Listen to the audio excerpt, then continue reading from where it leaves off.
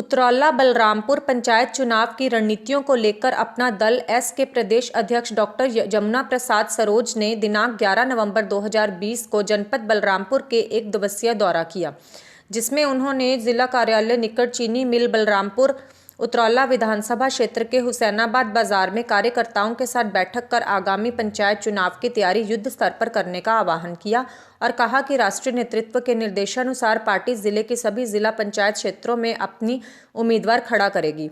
इसके लिए उन्होंने सभी क्षेत्रों में चौपाल बैठकों का आयोजन तेज करने एवं जिले के सभी विधानसभाओं में शेष बचे हुए बूथों का अतिशीघ्र गठन करने का भी निर्देश दिया।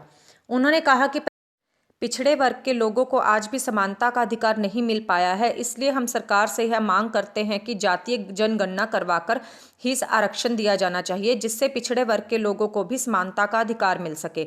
इस अवसर पर अरविंद पटेल, प्रदेश सचिव व्यापार मंच, राष्ट्रीय पद में भ्रमण का जो कार्यक्रम है आपका, ये किन मामलों को लेके है? क्या मतलब क्या संदेश है इसका? मैं अपना दल यस का प्रदेश अध्यक्ष हूँ। डॉक्टर जमुना प्रसाद सरोज मेरा नाम है और शौराव प्रयागराज से विधायक हूँ। बलरामपुर में मैं आया हूँ पार्टी को मजबूती प्रदान करने के लिए, पार्टी के कार्यकर्ताओं में ऊर्जा का संचार करने के लिए, क्योंकि पंचायत चुनाव बहुत ही नज़दीक है।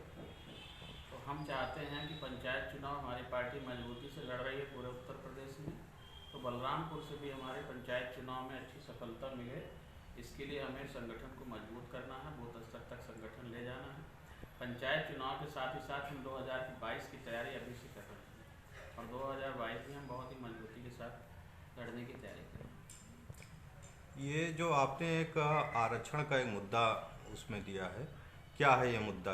कैसे आप इन विषयों पर कौन सी आरक्षण की बात? तो बहुत सारे आरक्षण के मुद्दे आए हैं। ओबीसी के उस पे जैसे आरक्षण वाला जो अभी आपने प्रेस विज्ञप्ति दिया है कि उसी के तर्ज पे पिछड़ों को भी आरक्षण मिलना चाहिए। वो तो हमने देखा ना क्या है। ये जो जातीय जनगणना की बात है, क्या कहेंगे आप इसमें? हमारी नेता का ये मानना है कि जो जनगणना हो रही है तो ओबीसी को जो आरक्षण दिया जा रहा है उसके आधार पर भिन्न भिन्न जातियों की जातीय जनगणना कराई जाए और फिर जिसकी जितनी संख्या वाली है उसकी उतनी हिस्सेदारी के हिसाब से आरक्षण दिया जाए। ये हमारे नेता अनंत पटेल की मांग करते हैं। पंचायत चुनाव में क्या आपकी पार्टी जो है प्रधान पद पे भी उम्मीदवार उतारेगी?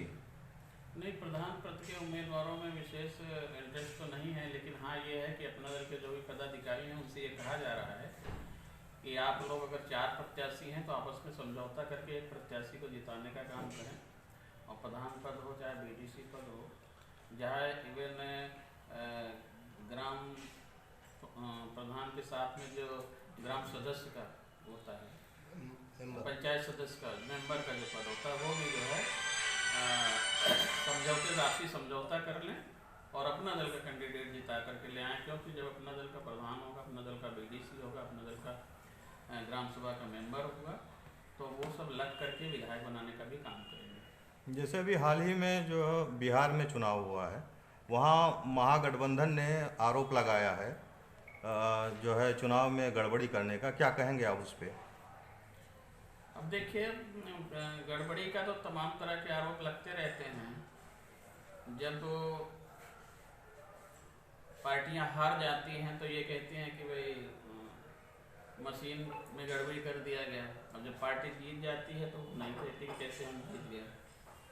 तो हारी हुई पार्टी जो है कुछ ना कुछ तो आरोप लगाती ही रही, क्योंकि वो अपनी जनता को क्या जवाब देगी।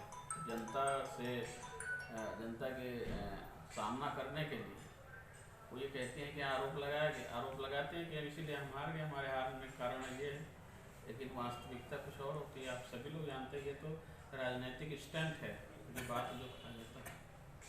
इसका मतलब है कि आप ईवीएम मशीन जो होती है उसको आप सही मानते हैं? 100% नहीं, तो जो लोग जीतते हैं वो तो उसको सही मानते हैं। जब वो जीत जाते हैं तो जब उसको सही मानते हैं, और जब हार जाते हैं तो ईवीएम मशीन खराब हो गई। तो हिंदुस्तान की जो ये आयोग की जो प्रणाली है, चुनाव आयोग की जो प्रणाली है, मतदान प्रणाली है, उसी में प्रश्न चिन्ह लगाते हैं।